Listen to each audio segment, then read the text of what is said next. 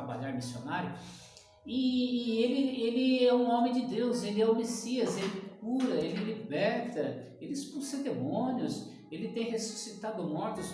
Aí falaram desse Jesus e explicando, né, de que forma que Jesus estava trabalhando ali, estava operando por Deus, né, segundo a vontade de Deus.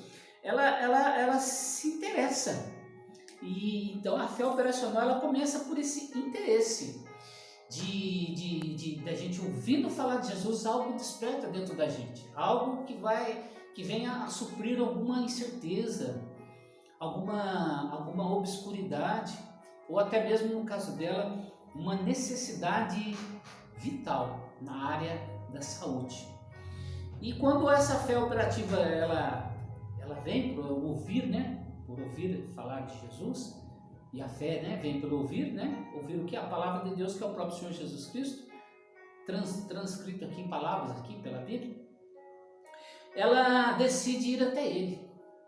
Então esse é o primeiro tópico da fé operativa, é você conhecer a Jesus, você querer ir cada vez mais perto dele, cada vez mais profundo nas Escrituras, para você conhecer mais, para você ter, saber, né, através da palavra, o que Jesus pode fazer por você, o que Jesus é para você e o que Jesus promete que fará por você. Amém? Ela resolve então se levantar. Este é o segundo tópico da fé operativa que eu quero ministrar para vocês. O segundo tópico é crer. Amém? Quando ela ouviu falar de Jesus e os sinais que Jesus havia feito, né, ela decide sair, né, da onde ela estava com certeza pelo problema dela, ela estava confinada, ela era uma mulher que vivia com impedimentos, né, uma vida social muito difícil, ela não podia andar livremente, ela tinha limitações ao extremo para poder sair de casa, mas ela decide pela fé romper isso, amados. O crer é isso, é romper com paradigmas estabelecidos. É você dar um passo, talvez até além das forças que você pensa que você tem, mas você seguir em frente. É você não desanimar, não ficar parado pensando, fazendo projetos parado, mas fazendo projetos caminhando, indo ao encontro de Jesus. Eu já ministrei isso e eu ensino algo que eu aprendi com o meu mestre, meu mentor espiritual que eu estou estudando, né? Nosso pastor Eliseu Rodrigues da Igreja Verbo da Vida, no qual o curso que eu faço. E 3 fases norteiam o nosso direcionamento. Amém, amados? A primeira delas, a Bíblia diz assim: olha, eu tenho tudo o que a Bíblia diz que eu tenho. Eu não posso abrir mão disso. Se a Bíblia falou que é meu, é meu. Amém? Segundo tópico, eu posso tudo o que a Bíblia diz que eu posso. Então também eu não posso abrir mão disso. Se Deus falou que eu posso, eu posso. Confiando na palavra dele, tendo fé na palavra dele, eu posso. Eu não abro mão disso. E o terceiro tópico, né? A Bíblia diz que tudo que eu posso tudo o que a Bíblia diz que eu posso. Amém? Então, eu também não vou abrir mão disso, que são coisas que ainda não chegaram, mas que eu creio que já são minhas. Aleluia. Pela palavra. Este é o segundo tópico da fé operacional. Crer. Amém, queridos? Crer de toda a tua alma, de todo o teu coração, todo o teu entendimento. Aleluia. Na palavra de Deus. Lâmpada para os meus pés é a tua palavra e luz para os meus caminhos. Aleluia. O terceiro tópico, amados, da fé operacional, que é a parte mais importante agora e que nós vamos fazer ciência, né, de conhecer agora, é a prática. É praticar a fé que você crê. Se você crê, você tem que praticar ela para que ela opere, porque ela vai gerar o seu milagre. Eu creio que Deus opera muitos sinais, muitos milagres sem que eu possa invocar, sem que eu possa provocar esse milagre. Eu tive muitos livramentos na minha vida, eu ainda não dei testemunhos desses livramentos de morte eu tive, amém? Porque Deus olhou para mim e sem que eu invocasse esse milagre, Ele me livrou. E isso eu atribuo isso, glórias ao nome santo de Jesus. Só que neste caso aqui, o contexto me mostra que milagres também podem ser chamados à existência, queridos, pela fé que você tem e pela prática da fé que você tem. Você traz, pela prática da fé, você traz à existência coisas que não estão aparentemente assim, prontas para vir na sua vida. Mas você, crendo, você já as recebe como se fosse sua. E nisso Jesus Cristo louva nos evangelhos e fala assim: o meu Pai não vai negar, porque você creu, pediu com fé. Você falou a fé, você pratica a fé falando dela, né? O que aconteceu aqui? Quando ela ouviu falar de Jesus e ela tomou uma atitude de fé, ela creu, ela se levantou, diz a palavra do Senhor que ela veio por detrás de uma multidão toda comprimida, toda apertada. Ou seja, quando ela estava em busca do seu milagre, se não bastasse o problema dela, né, já particular dela, havia uma barreira para que ela chegasse a Jesus. Havia uma multidão de pessoas cercando, confinando Jesus e os seus discípulos mais íntimos. E o que ela fez? Ela falou para ela, né? Porque o versículo 28 diz assim: porque ela dizia: se eu somente tocar nas suas vestes, eu serei curada. Ela falou fé. Ela creu que ela não precisava tocar no próprio mestre, em Jesus, incomodar ele até esse ponto de intimidade, porque ela não conhecia Jesus. Mas ela falou, do seu coração saiu palavras de fé, palavras que iam edificar a cura dela. Ela creu nisto: se eu tão somente tocar na veste de Jesus, eu serei curada. Isso é falar fé, queridos. Isso é você manifestar o que? Diante do seu problema, que não tinha, que médico não conseguiu, que o seu dinheiro não conseguiu, que talvez várias outras alternativas não deram certo, você usar o recurso da fé operativa em Jesus Cristo, se você crê em Jesus, se você tem fé nele. É um exercício. Ah, não, eu vou falar, vai acontecer. Não, pratica. Invoca. Chama a existência pela fé. Começa a... Isso é andar em fé, é praticar. Andar em fé é praticar a fé, né? E ela tem esse intuito, né? E ela vai por detrás. Então, nem a barreira, nem o impedimento da multidão foi o suficiente para conter essa mulher. Por quê? Porque a necessidade dela era maior que a multidão. A fé dela em ser curada foi maior que a multidão. O desejo dela de ter a vida normal, restituída, voltar ao lar, voltar ao seio da família, ter uma história renovada, foi maior do que aquela multidão que cercava Jesus. Então a palavra diz que ela foi comprimida, né? E ela foi e não está escrito, mas provavelmente se esgueirando, né? Gatinhando no esforço talvez sobre-humano pela capacidade talvez da saúde dela, do estado dela, correndo o risco de ser, né, pisoteada. Mas ela, na atitude de fé dela, ela rompeu-se a multidão, ela tocou na orla da veste, né, do nosso Senhor Jesus, e no versículo 29 fala assim que imediatamente a fonte do seu sangue secou e ela sentiu no seu corpo já estar curada daquela aflição. Glórias a Deus. Glórias a Deus. Glórias a Deus.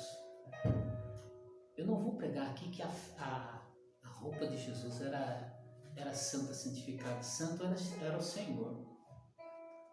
Amém? Santo era o Senhor. Porque as vestes deles foram rasgadas, a veste do nosso Senhor foi rasgada e dividida com os soldados. E não aconteceu nada. A Bíblia não cita nada. Mas o toque também não representa, mas muitos pregam, não, mas tem que tocar na hora. Não. Tem que ter fé.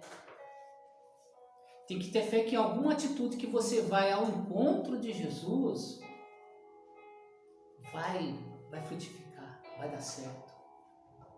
Porque o Senhor era pleno de Espírito.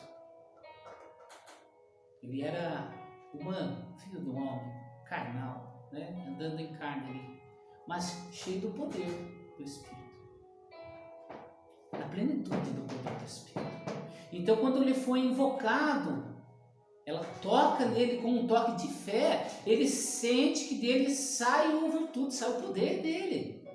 Assim como ela sentiu no corpo que ela foi curada, assim também Jesus também sentiu, né, no íntimo dele, que ela não tocou nem na carne de Jesus, ela tocou na veste. Como que ele sentiu que alguém tocou ele? Porque dele saiu o quê? Poder do Espírito Santo para ir e curar aquela mulher. A fé que ela falou, junto com a atitude que ela teve, e fechada com a fé que ela creu, ela recebeu o milagre dela. Ela recebeu o milagre dela. E Jesus, ele fala assim, né, para os seus discípulos: quem tocou nas minhas vestes? Porque se o toque nas vestes fosse santo, queridos, os discípulos já desmentem isso. Eles falam assim: mestre, mas a multidão te aperta. Ou seja, muitos tocaram em Jesus. Imprudentemente, infortuneamente, não sei, mas muitos tocaram em Jesus. Mas era um toque comum. O que é comum não produz nada para o sobrenatural, que é o agir de Deus na minha e na sua vida. Tudo que é comum, tudo que é profano, não vai produzir nada. Mas fé produz. Fé produz. Crer produz. E agir, e praticar, e andar em fé produz. Amém, amados? Então, e os discípulos falando assim, a multidão te aperta, mas ele falou assim, mas eu senti que de mim saiu virtude. E ele olhava, diz que Jesus olhava, ele queria olhar ali Quem foi que recebeu essa bênção?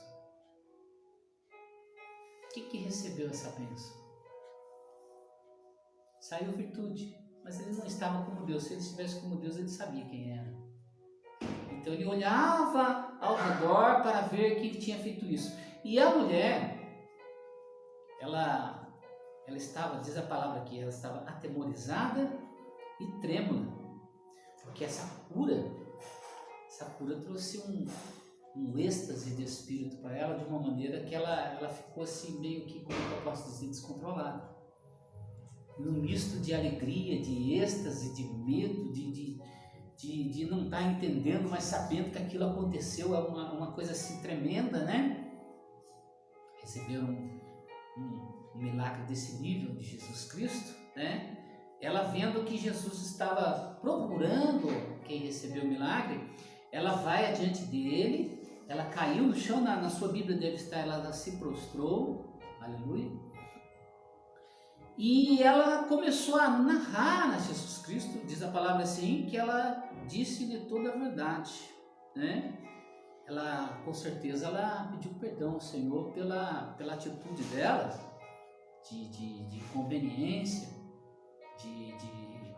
de ousadia, mas ela clamou a ele, né? E narrou talvez a sua necessidade íntima, de que ela necessitava de uma cura, Ela precisava de uma cura naquele dia.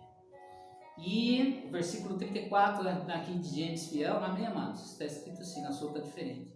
E ele disse: filha, a tua fé te sarou, a sua está te salvou. Amém? É a mesma coisa.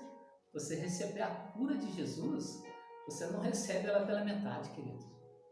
Pela fé que você manifestou, se estiver escrito aí, a tua fé te salvou, é a mesma coisa. Amém, queridos? É a mesma graça, é o mesmo amor que operou e trouxe essa bênção para ela. E Jesus Cristo falou: vai-te em paz e ser curada deste teu mal. Aleluia. Graças a Deus. Esta é a primeira parte, queridos, do desenvolver da fé. Amém? Mas agora eu quero narrar algo novo, né, que o Espírito Santo me mostrou aqui, e eu quero trazer isso para os irmãos. Sabe, irmãos, o Espírito sempre renova, ele sempre traz algo para que eu e você a gente possa ser instruído, né, para crescer espiritualmente. É o fato de que daí a narrativa ela vai falar a respeito, né, voltar a falar ao respeito da filha de Jairo, né? Porque acontece no versículo 35, está escrito assim: enquanto ele ainda falava, vieram alguns da casa do governante da sinagoga, né, da casa de Jairo, a quem disseram, a tua filha está morta. Por que ainda incomodas o mestre? Mas Jesus, tanto logo ouviu essas palavras, disse ao governante da sinagoga: não temas, creia somente. O que o Senhor colocou no meu coração? Quando iniciamos o texto, Jairo chegou primeiro. Muitos podem até interpretar assim: nossa, mas Jesus, enquanto ele parou, a filha de Jairo morreu. Foi um tempo que ele curou uma pessoa, mas perdeu outra, né? Por causa do tempo. E eu maravilhado com a palavra do Senhor, eu vejo que não. O que acontece? Jairo era um fariseu, amém, queridos? Religioso. Ele era um mandatário, um conhecedor da lei. Diz a palavra do Senhor que quando ele chega até Jesus com uma súplica, ele faz assim como a lei ensinava, né? A Torá ensinava os mandamentos e as demais ordenanças. Ele se prostra, rendendo a Jesus como alguém superior, porque ele, sendo uma autoridade do Sinédrio, ele talvez não, pela religiosidade, ele não se prestasse a isso, mas glórias a Deus, ele também se prostra diante de Jesus aos seus pés.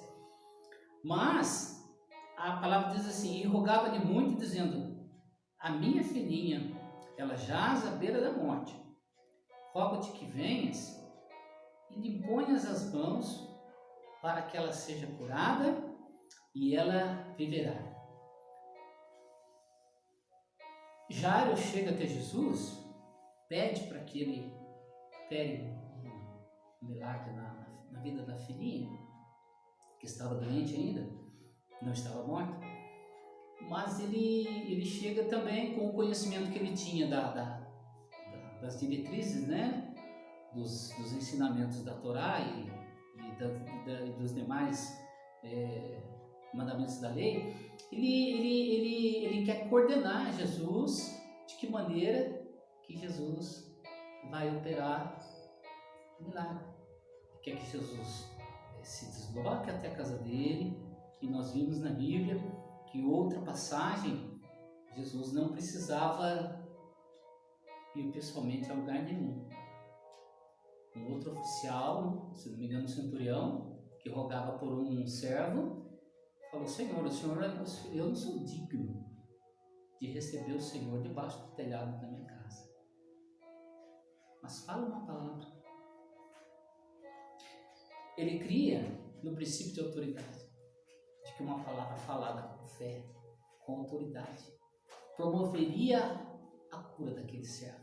E Jesus, maravilhado com a fé dele, falou assim: olha, eu nunca vi fé em todo Israel.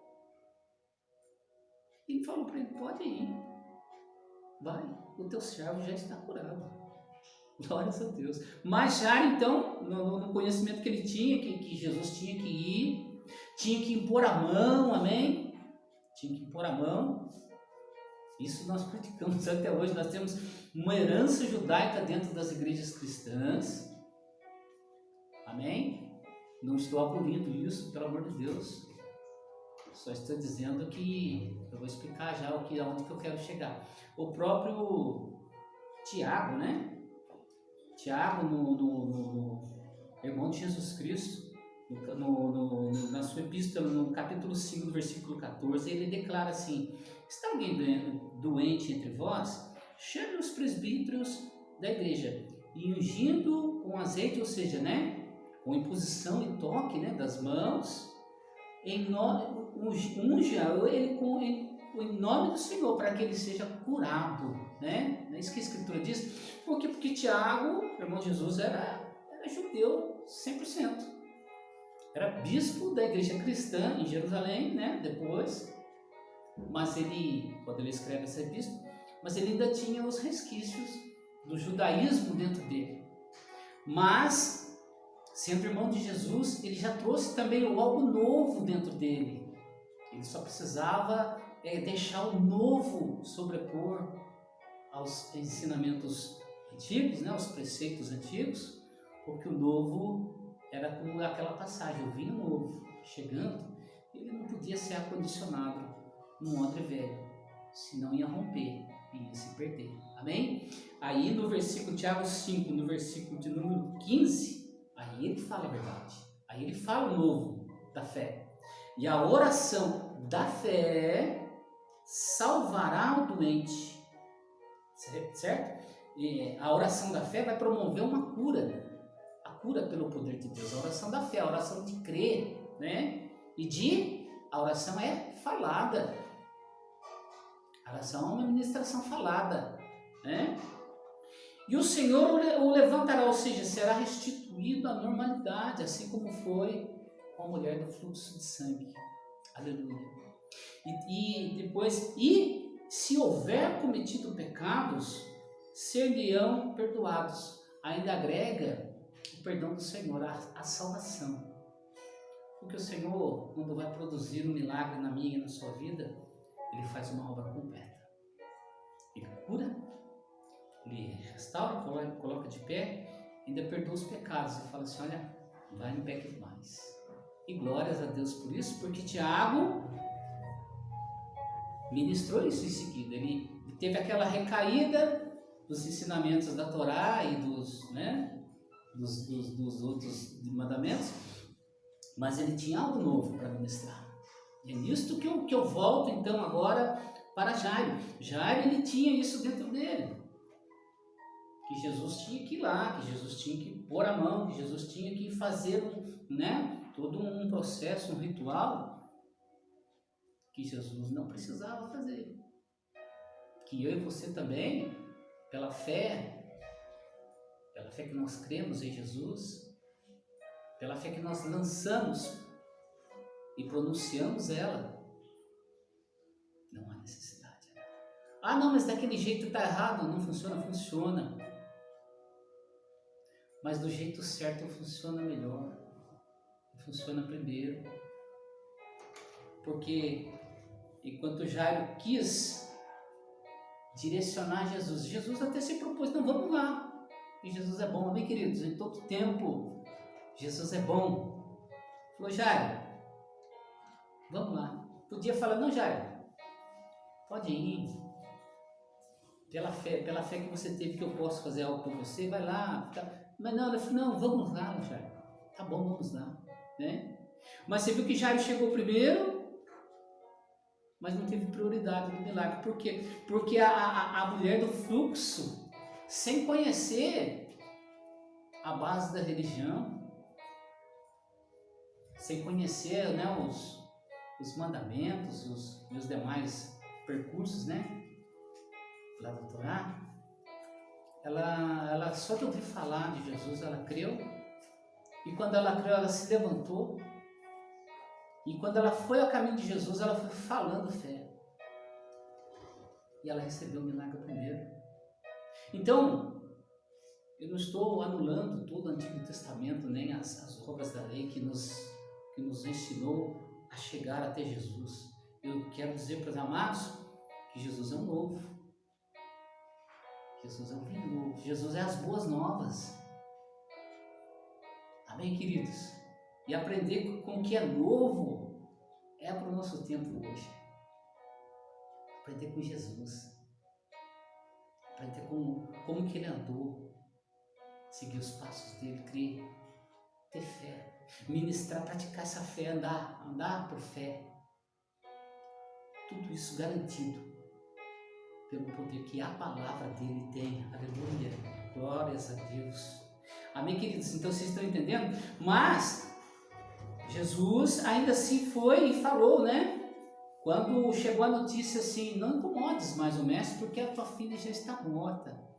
Jesus, antes que aquele pai desesperado fosse proferir uma lamentação, um murmúrio ou algo desse tipo, Jesus começou a falar fé para ele. Jesus falou, começou a ministrar as boas novas, o vinho novo para ele, falando assim, olha Jairo, eu sou as boas novas, eu sou o vinho novo. Aleluia. Então ele fala assim, Jesus fala fé para ele, não temas. Recebeu uma notícia péssima, o tempo que Jesus parou ali, veio os empregados da casa, alguém que fosse íntimo da casa, veio e trouxe uma má notícia. Olha, não incomodes mais o mestre, porque acabou. Acabou, ela morreu.